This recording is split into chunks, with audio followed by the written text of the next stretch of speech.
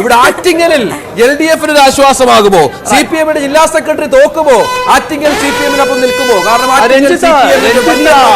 ദേശീയ തലത്തിൽ ആഭ്യന്തരമന്ത്രി അമിത്ഷാ വിജയിച്ചു കഴിഞ്ഞു എന്നത് ഔദ്യോഗികമായി തന്നെ പുറത്തു വന്നിട്ടുണ്ട്.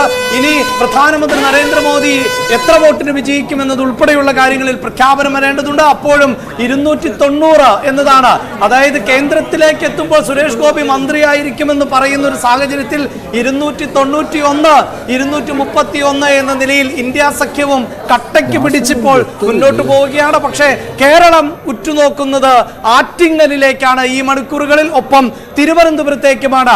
2 അയൽ മണ്ഡലങ്ങൾ. അതായത് വീണ്ടും അരുണിലേക്ക് തന്നെ പോകേണ്ടതുണ്ട്. അരുൺ സൂചിപ്പിച്ചതുപോലെ UDF-ന് ഇപ്പോഴും പ്രതീക്ഷയുണ്ട്. പക്ഷേ നേമത്ത് 7 റൗണ്ട് അടക്കം എണ്ണാനുണ്ട് എന്നത് BJP-യുടെയും പ്രതീക്ഷയ്ക്ക് മങ്ങലേൽപ്പിക്കുന്നില്ലല്ലോ. തീർച്ചയായിട്ടും അരുൺ തുടരാം. തീർച്ചയായും അത് തന്നെയാണ് BJP-യുടെ പ്രതീക്ഷ. നേമവും വട്ടിയൂർക്കാവും ഇനിയും എണ്ണാൻ ബൂത്ത് റൗണ്ടുകൾ ബാക്കിയുണ്ട്. 5ഉം 8ഉം റൗണ്ട് വെച്ച് ബാക്കി നേമത്തും വട്ടിയൂർക്കാവും ഉണ്ട്. അതാണ് BJP-യുടെ പ്രതീക്ഷ. പക്ഷേ തീരദേശ മേഖല, ന്യൂനപക്ഷ മേഖലയിലുള്ള വോട്ടുകളിലൂടെ അവസാന റൗണ്ട് കടന്നു കയറാൻ ലീഡ് ഉയർത്തി. അരുണിനെ തുടരാം.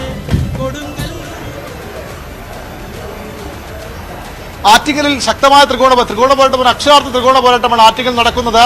1ാം സ്ഥാനത്ത് അല്പസമയം മുമ്പ് വരെ വി ജോയ് ഉണ്ടായിരുന്നു. ഇപ്പോൾ അത് 137 വോട്ടുകൾക്ക് അടൂർ പ്രകാശ് തിരിച്ചു പിടിക്കുന്നു. അപ്പോഴും ആദ്യ സ്ഥാനക്കാരും 3ാം സ്ഥാനത്തിലും മുരളീധരൻ തമ്മിലുള്ള വോട്ട് വ്യത്യാസം 5000-നും 6000-നും ഇടയിലാണ്. തുടക്കം മുതൽ അതിശക്തമായ ത്രികോണ പോരാട്ടമാണ്. ഒരുപക്ഷെ BJP-ക്ക് വേണമെങ്കിൽ കയറി വരാം. ആറ്റിങ്ങലും അന്യമല്ല BJP-ക്ക് എന്ന് പറയേണ്ടി വരും. ഈ ഘട്ടത്തിൽ അത്രയധികം ശക്തമായ പോരാട്ടം തൊട്ടടുത്ത സ്ഥാനത്ത് വി മുരളീധരനുണ്ട്. അതാണ് ആറ്റിങ്ങലിലെ ത്രികോണ പോരാട്ടം. അവിടെ ലീഡ് നില മാറി മറിയുന്നു. അടൂർ പ്രകാശും വി ജോയും 1ഉം 2 സ്ഥാനം മാറി മാറി വരുന്നു. തൊട്ടു പിന്നിൽ വി മുരളീധരനുണ്ട് എന്നുള്ളതാണ് ആറ്റിങ്ങലിലെ ഇപ്പോഴത്തെ വോട്ടെണ്ണലിൽ ഏറ്റവും അധികം ശ്രദ്ധേയമാക്കുന്നത്. എന്തായാലും നേരത്തെ തന്നെ വിജയം ഉറപ്പിച്ചതാണ് ഹൈബി ഈഡനെങ്കിലും കണക്കുകൾ പുറത്തു വരുമ്പോൾ കൗതുകകരമായ ഒന്നുകൂടിയുണ്ട്. ഹൈബി ഈഡന് ലഭിച്ച വോട്ടുകൾ എന്നത് 3,22,000 എതിർ സ്ഥാനാർത്ഥിയായ KJ ഷൈന് 1,60,5000. ഹൈബി ഈഡന്റെ ഭൂരിപക്ഷമാകട്ടെ എതിർ സ്ഥാനാർത്ഥിയായ KJ ഷൈന് ആകെ ലഭിച്ച വോട്ടുകളെക്കാൾ കൂടുതലാണ് എന്നതാണ് ഇപ്പോൾ എറണാകുളത്ത് നിന്ന് വരുന്ന ഏറ്റവും ഒടുവിലത്തെ വോട്ട് നില. ഇത്തരത്തിൽ ഹൈബി കൂറ്റൻ വിജയത്തിലേക്ക്, എറണാകുളത്ത് ആവർത്തിക്കപ്പെടുന്ന കൂറ്റൻ വിജയത്തിലേക്ക് ഹൈബി ഈഡൻ കടന്നിരിക്കുന്നു. ആന്റണി ലീഡ് പത്തനംതിട്ടയിൽ 21,408 ഉയർത്തുന്നു. ഒരു വളരെ പ്രധാനപ്പെട്ട മത്സരങ്ങൾ, വളരെ പ്രധാനപ്പെട്ട. ഏറ്റവും കൂടുതൽ അരുൺ പറയുന്നത് ആറ്റിങ്ങല് പോലും BJP-ക്ക് സാധ്യതയുണ്ടെന്നാണ്. കാരണം അത്രത്തോളം വോട്ടെണ്ണത്തിലാണ് ഇപ്പോൾ കാര്യങ്ങൾ നിൽക്കുന്നത്. അവിടെ ആറ്റിങ്ങൽ പോലും BJP സ്ഥാനാർത്ഥി മുന്നോട്ട് വരാനുള്ള സാഹചര്യങ്ങളുണ്ട് എന്ന് പറഞ്ഞു വരുന്നു. അത് കണക്കുണ്ട്, പ്രധാനപ്പെട്ട കണക്കുണ്ട്. കാരണം ചെറിയൊരു വ്യത്യാസമേ ഉള്ളൂ. ട്രെയിലിംഗ് എന്ന് പറയുന്നത് 6300 വോട്ടുകളുടെ വ്യത്യാസമാണ് അടൂർ പ്രകാശുമായിട്ട്. 3ാം സ്ഥാനത്തുള്ള അതായത് വി മുരളീധരൻ പിടിക്കുന്ന വോട്ടുകളാണ് ഇവിടെ നിർണായകമാകുന്നത്. അതാണ് ഇപ്പോൾ കാണാൻ സാധിക്കുന്നത്. അതാണ് ഏറ്റവും പ്രധാനപ്പെട്ട കാര്യം. അതായത് BJP-ക്ക് തലസ്ഥാനത്തെ 2ാമത്തെ മണ്ഡലമായ ആറ്റിങ്ങലിലും പ്രതീക്ഷ അർപ്പിക്കാവുന്ന പശ്ചാത്തലം ഒരുങ്ങി വരികയാണ്. അവിടെ ശക്തമായ ത്രികോണ മത്സരം നടക്കുന്നു. ആറ്റിങ്ങലിൽ ശക്തമായ ത്രികോണ മത്സരം നടക്കുന്നു. വളരെ കൃത്യമായി കേരളത്തിന്റെ സാഹചര്യം വളരെ കൃത്യമായിട്ടാണ് മുന്നിൽ. അതേസമയം ദേശീയ സാഹചര്യം മറ്റൊന്നുമാണ്. അടൂർ പ്രകാശ് 975 വോട്ടുകൾക്ക് ആറ്റിങ്ങൽ അടൂർ പ്രകാശ് മുന്നിൽ. 975 വോട്ടുകൾ അടൂർ പ്രകാശ് വീണ്ടും അടൂർ പ്രകാശിന് 33.47%, ജോയിക്ക് 33.43%, വി മുരളീധരൻ 31.3%. ഏതാണ്ട് 1% വോട്ടിന്റെ മാത്രം വ്യത്യാസത്തിൽ സംഭവിക്കുന്നു. അതാണ് സംഭവിക്കുന്നത്. അതായത് ആറ്റിങ്ങലിലും ശക്തമായ ത്രികോണ പോരാട്ടം. തിരുവനന്തപുരത്ത് രാജീവ് ചന്ദ്രശേഖർ മുന്നിലാണ് 17,000-ൽ പരം വോട്ടുകൾക്ക്. അത് അധികം പിന്നോട്ട് പോകുന്നില്ല. എന്തും സംഭവിക്കാം ആറ്റിങ്ങലിലും തിരുവനന്തപുരത്തും. രാഷ്ട്രീയ കേരളത്തിന്റെ നമ്മുടെ തെരഞ്ഞെടുപ്പ് ചിത്രം മൊത്തം കോൺസെൻട്രേറ്റ് ചെയ്യേണ്ടത് ഇനി ഈ 2 മണ്ഡലങ്ങളിലേക്ക്. തീർച്ചയായും മറ്റു മണ്ഡലങ്ങളിലെല്ലാം തന്നെ ചിത്രം തെളിഞ്ഞിരിക്കുന്നു. വളരെ വ്യക്തമായ UDF തരംഗം സംസ്ഥാനത്ത് കാണാൻ സാധിക്കുന്നുണ്ട്. അപ്പോഴും BJP 2 രാജീവ് ചന്ദ്രശേഖരന്റെ ഭൂരിപക്ഷം 24,000 കടന്നു. രാജീവ് ചന്ദ്രശേഖർ കൃത്യമായ ട്രെൻഡാണ്. മറ്റൊന്നുകൊണ്ടല്ല, സാധാരണ ഈ റൗണ്ടുകളിൽ BJP സ്ഥാനാർത്ഥി പുറകോട്ട് പോകേണ്ടതാണ്. നമ്മൾ 2014-ലും 2019-ലും കണ്ട അതാണ്. പക്ഷെ ഇത്തവണ രാജീവ് ചന്ദ്രശേഖർ മുന്നേറുന്നു. 24,000 അക്ഷരാർത്ഥത്തിൽ രാഷ്ട്രീയ എതിരാളികളെ ഞെട്ടിപ്പിക്കുന്ന പ്രകടനം തന്നെയാണ് ഇത്തവണ BJP നടത്തുന്നത് എന്നതിൽ തർക്കമില്ല. തിരുവനന്തപുരത്ത് 24,000 വോട്ടിന് ഈ ഘട്ടത്തിലും രാജീവ് ചന്ദ്രശേഖരൻ മുന്നിട്ട് നിൽക്കുന്നു. തൃശൂരിൽ സുരേഷ് ഗോപി താമര വിരിയിച്ചു കഴിഞ്ഞിരിക്കുന്നു. ആറ്റിങ്ങലിൽ മുരളീധരൻ ഒപ്പത്തിനൊപ്പം, എതിരാളികൾക്ക് ഒപ്പത്തിനൊപ്പം എന്ന് പറയാവുന്ന പോലെ, ഒരു വള്ളപ്പാട് പോലും അകലമില്ലാത്ത തരത്തിൽ എന്നതുപോലെ മുന്നിട്ട് നിൽക്കുന്നു. അങ്ങനെ കരുത്തുറ്റ പോരാട്ടം 3 മണ്ഡലങ്ങളിൽ ഈ തെരഞ്ഞെടുപ്പിൽ BJP മുന്നോട്ട് വെക്കുന്ന സാഹചര്യമാണ് ഉള്ളത്. അതേസമയം LDFിന് ഏക ആശ്വാസം ആലത്തൂർ മാത്രമാണ്. അവിടെയും ഒരു സേഫ് പൊസിഷനിലേക്ക് എത്തി എന്ന് നമുക്ക് ഇപ്പോഴും പറയാൻ കഴിയില്ല എന്ന ഒരു സാഹചര്യം കൂടിയുണ്ട്. 16,000 വോട്ടിന്റെ മാത്രം വ്യത്യാസമാണുള്ളത്. ഇനിയും റൗണ്ടുകൾ എണ്ണാനുണ്ട് എന്നൊരു സാഹചര്യമുണ്ട്. അരുണുണ്ടെങ്കിൽ അരുണിലേക്ക് ഒന്നുകൂടി പോകണം. അരുണുണ്ടെങ്കിൽ ഒന്നുകൂടി പോകണം. അരുണിലേക്ക് വളരെ പെട്ടെന്ന് അരുൺ കണക്ട് ചെയ്യണം. കാരണം തിരുവനന്തപുരവും ആറ്റിങ്ങലുമാണ് നിർണായകം. എന്താണ് സംഭവിക്കുന്നത്? ഇനി എണ്ണാനുള്ള റൗണ്ടുകൾ വളരെ കൃത്യമായി മനസ്സിലാക്കണം.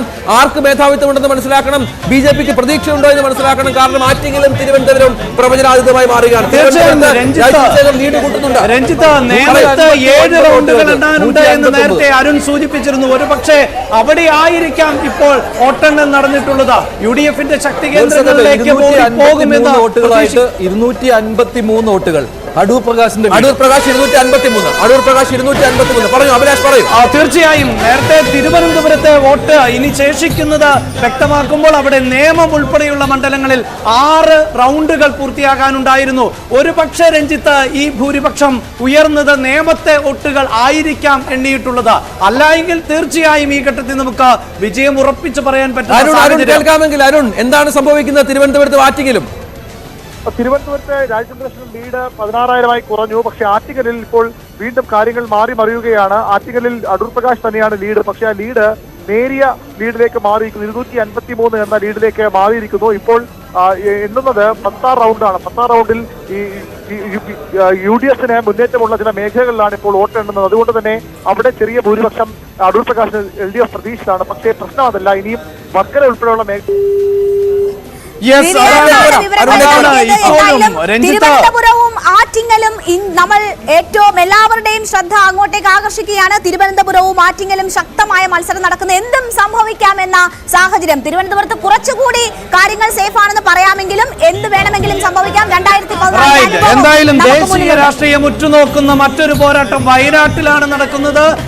ഇന്ത്യ സഖ്യത്തിന്റെ കുന്തമണിയായ രാഹുൽ ഗാന്ധിക്ക് 2 ലക്ഷം കടന്നിരിക്കുന്നു ഭൂരിപക്ഷം എന്നതുകൊണ്ട്. എന്തായാലും കൊല്ലത്ത്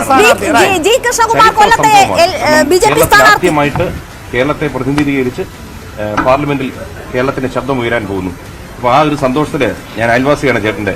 ആ ഒരു സന്തോഷം പങ്കുവയ്ക്കാനായിട്ട് സുരേഷിനെ കാണാനായിട്ട് വീട്ടിലോട്ട് വന്നതാണ്. കൊല്ലത്തെ വോട്ടിന്റെ നിലവാരത്തെ പറ്റി എനിക്ക് വലുതായിട്ട് അറിയാൻ കഴിയുന്നില്ല. പക്ഷെ അവിടെ ശ്രീ പ്രേമേന്ദ്രൻ അദ്ദേഹം നല്ല ഭൂരിപക്ഷത്തിൽ ലീഡ് ചെയ്യുകയാണ്. പിന്നെ നമുക്ക് എത്ര വോട്ട് കൂട്ടാൻ പറ്റുന്നു അതാണ് എൻ്റെ ഒരു ശ്രമം. അപ്പോൾ കാരണം വെച്ചാൽ പാർട്ടിയോടും അങ്ങേയറ്റം നന്ദിയുണ്ട്. കാരണം നമ്മളിലൊരു വിശ്വാസം അർപ്പിക്കുക. കാരണം അവിടെ തീർത്തും 10% മാത്രം വോട്ടുള്ള ഒരു മണ്ഡലത്തിലോട്ട് നമ്മൾ അയക്കുന്നു. അവിടെ ചെന്നാൽ അവിടെ ജോലി ചെയ്യാൻ പറ്റും, വോട്ട് കൂട്ടാൻ പറ്റുന്ന ഒരു വിശ്വാസം നമ്മളിൽ വെച്ചതുകൊണ്ട് പാർട്ടിയോടും പാർട്ടിയുടെ നേതാക്കന്മാരോടും നന്ദിയുണ്ട്. ഇനി ഈ ഒരു സമയം സുരേഷിന്റെ സമയമാണ് ഞാൻ അധികം സംസാരിക്കുന്നത്. സുരേഷ് ഗോപിയുടെ വിജയത്തിൽ ആഹ്ലാദം പങ്കുവെക്കാൻ എത്തിയിരിക്കുന്നു. NDA വിജയം ഉറപ്പിച്ചിരിക്കുന്നു എന്ന് തന്നെ മനസ്സിലാക്കാം. രാഹുൽ ഗാന്ധിയുടെ ഭൂരിപക്ഷം 2 ലക്ഷം കടന്നിരിക്കുന്നു. 2,24,057 രാഹുൽ ഭൂരിപക്ഷം ഉയർത്തി. രാഹുൽ ഒടുവിൽ ഫലം വരുമ്പോൾ രാഹുൽ വയനാട്ടിൽ ഉണ്ടാകുമോ എന്നറിയില്ല. പക്ഷേ 2 ലക്ഷം കേരളത്തിൽ ഒരു നേതാവ്, ഒരു സ്ഥാനാർത്ഥി 2 ലക്ഷം ഭൂരിപക്ഷം കടന്നു. അവിടെ ആ വാദ്യമേളം ഇല്ലാത്തത് ശരിയല്ല രഞ്ജിത്ത്. തീർച്ചയായും 2 ലക്ഷം കടന്നു രാഹുൽ ഗാന്ധിയുടെ ഭൂരിപക്ഷം. അടിമക്കളെ ചെണ്ട